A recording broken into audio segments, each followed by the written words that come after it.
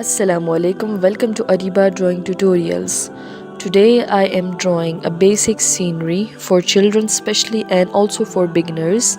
So take out your pencil. I'm using a 2 HP pencil. You can use a simple pencil also. I am here drawing a tree. So let's draw with me. I'm drawing the branches of the tree in such a manner, one above another.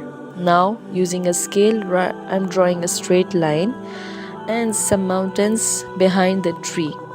Thanks for being here on my video, and don't forget to comment on my video how is it, and never forget to subscribe, and if you like it please hit the like button. So now after drawing mountains I drew a sun, and on beneath I drew another line and I